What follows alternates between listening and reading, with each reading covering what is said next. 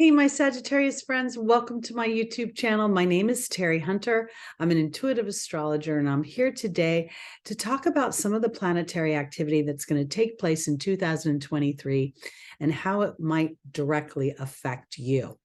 These videos are based on whole sign Western astrology. So when I'm talking about Sagittarius, I'm talking about Sagittarius rising. Then I like if you check your moon, sun, and then any stelliums. A stellium is 3 or more personal planets in one sign or house, which indicates a soul's intention for an experience in this lifetime. If you don't know your rising sign or your moon, you can go to one of the free birth calculators on the internet. You'll only need your time of birth, exact time of birth, and location of birth. So Sagittarius, the first thing I want to talk about is Saturn moving into Pisces, which is your 4th house of home, of self-care, of nurturing, of family, of hearth. It represents your homeland, your nationality, and very much, I believe it represents sort of the imprint that we as young souls in this earthly experience receive and how that carries forward into our adulthood and beyond. So let's talk a little bit about Saturn. Saturn is authority, restriction. It rules tradition, maturity, moral obligation, professional reputation, and public view. It rules self-discipline and time, meaning history, historic, literally lengths of time. It represents boundaries and realistic energies, realistic as a human would see it, not as spirit would see it. It represents patience and wisdom. It represents the skeletal system, the joints, the teeth, and the bones. And here I'm kind of thinking of this as a metaphor. The skeleton of the life with which, or the family with which you were created, Sagittarius, what that experience did in making you believe in yourself, believe in your capabilities, believe in moving your story forward, living a happy life. Because having your 4th house be Pisces, it's a house where naturally there's a sense of invisibility because it's traditionally the 12th house, which sits behind the house of self, so we can't really see it. It represents where we go to dream, to sleep. It represents ancestors, our connection to the other side, intuition. Pisces represents creativity, imagination, fantasy, photography, filmography, ballet, and dance and music. It's very compassionate and empathetic and warm sign. And as a result of that and all that touchy-feely stuff, it can also be very sensitive to the point of wanting to escape the darkness, the disillusionment, the distrust that we can sometimes experience through the relationships in our lives. And here we're talking about the 4th house of family. So I believe that there could be the potentials that Saturn moving into Pisces could illuminate some things about your family history, about how it's impacted you, and it could be an opportunity for you to really transform that experience. If it was challenging, and Saturn would indicate challenge, and the transit doesn't necessarily, but it could indicate a period of challenge where old stories come up for renovation, or old stories, old family histories come up so we can redefine their influence over our lives. Because Neptune rules fog and mist. And sometimes it gives me a sense of feeling like I'm drowning. And if I'm feeling in this, Saturn rules the father.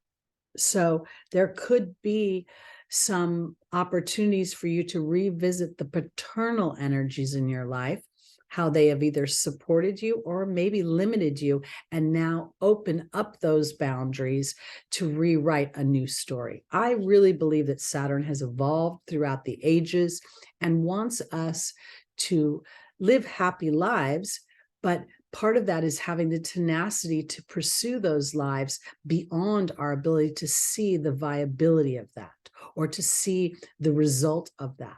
So Saturn is going to really encourage and demand a tenacity, a determination, an endurance beyond your comfort, your emotional comfort. And Pisces wants to be emotionally comfortable. So initially, this transit may feel challenging, but as it gets some momentum, you may find it actually very comforting, find a sense of divinity within the disruption that you may have experienced within your family story. On a mundane level, meaning out in the real world or the world out there, I feel like we're going to start to see some really interesting things. I think, first of all, Saturn transiting through Pisces is going to bring about some restrictions or regulations or authoritative input about how we educate our financial institutions, our food supply, as well as the medical industry in general.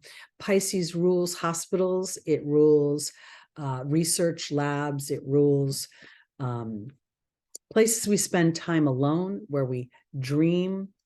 It's where we feel a little bit out of control sometimes as well, because there is a feeling of vulnerability, because we're living in what we call the 3D world, and yet the Piscean energy is very connected to the other side.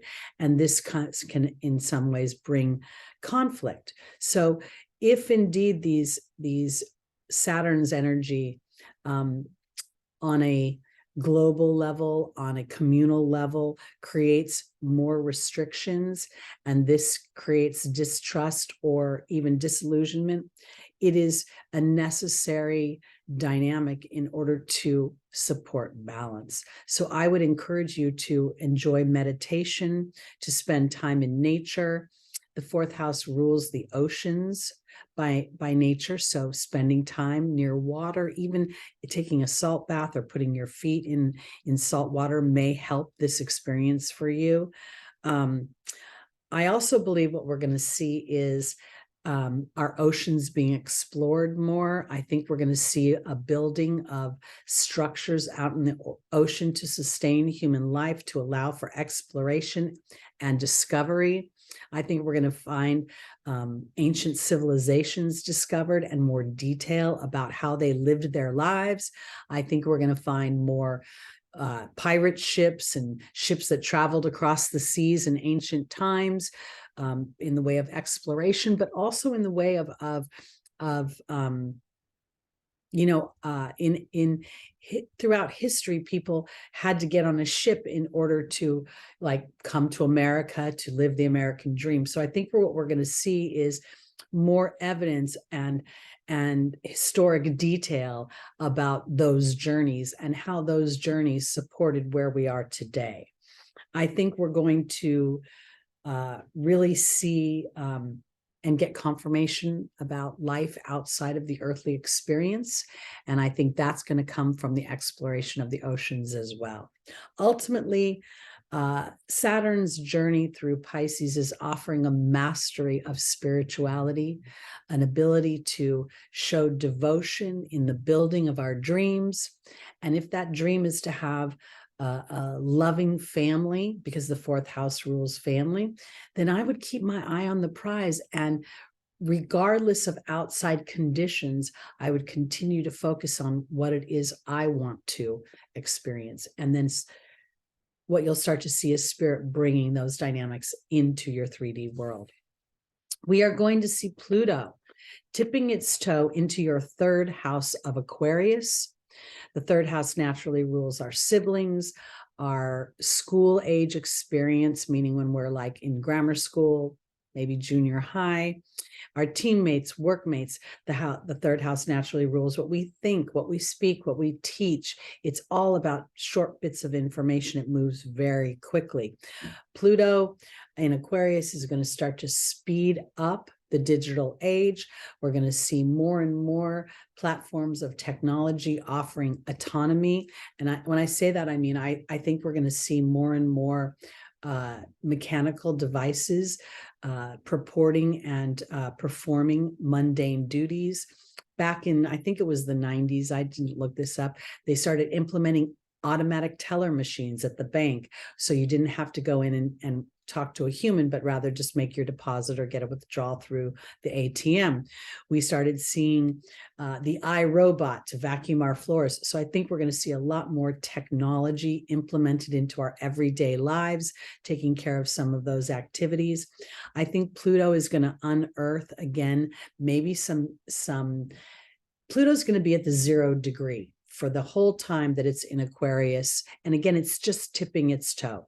From the 23rd of March until the 11th of June, it will go into Aquarius, then it will retrograde back into Capricorn, those last few degrees, and then it will move forward again, ultimately parking itself in Aquarius in early 2024 for the next 20 years until 2044. At the same time, somewhere around July through November, Uranus is going to tip it in 2025. Uranus is going to tip its toe into Gemini before it retrogrades back into Taurus. And all of this that we're experiencing now is giving us a glimpse into what's going to happen when these two planets reside, meaning Pluto in Aquarius, Uranus in Gemini. Really going to see technology zip, zip, zip, zip. A lot more space travel, a lot more space discovery. We may even see the colonization of Mars at that point. But anyway, that's kind of getting out there in the future. So Pluto rules control, power. It reveals what is hidden underneath, and oftentimes that is a deep psychology. I think of Pluto ruling like Freud and people who go in and they know. I also think of it as like Columbo, the detective that can feel and see the human characteristics underneath the mask. So I think you're going to see a lot of masks being removed, or your Sagittarius going to feel the psychology underneath some people's way of being. And this might actually bring you a sense of solace. Because Saturn is in Pisces in your 4th house, you may see that some people behave in a certain way, not because they want to, but just because it's a habit that they've formed they're not even aware of. And that would be Pluto's influence in Aquarius, liberating you and allowing you to move past some of the feelings that may be less enjoyable for you.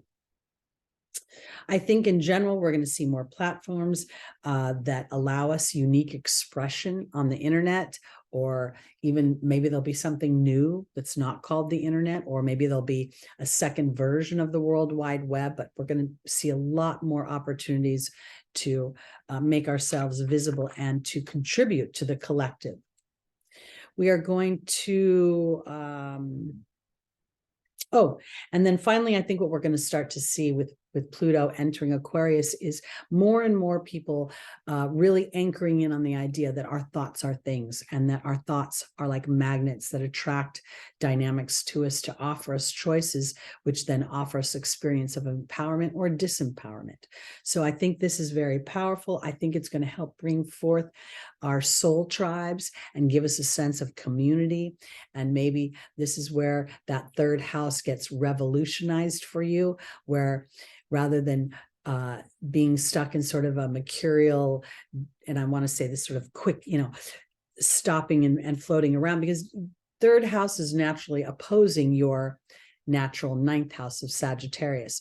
So here I just feel like Pluto is going to renovate you in some way. It's going to liberate you from old dynamics and bring you into a place that feels much more authentic to who you are as an individual. Jupiter is going to enter Taurus in May, on May 16th, 2023, and remain there for the next year until May 24th, 2024. This is in your 6th house of health, of service, of pets, and of my brain just went dead, because the thing I want to focus in on is the expansion of your service, your employment. That's where I was going.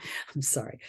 Because many of you may, as a result of what you have, the epiphanies that Pluto has offered you, and the stability that Saturn is offering you as you anchor into your dreams, could very well bring Jupiter's expansion into your house of work by using your own skills. Taurus is about your own skills and the potential of you really feeling confident about this.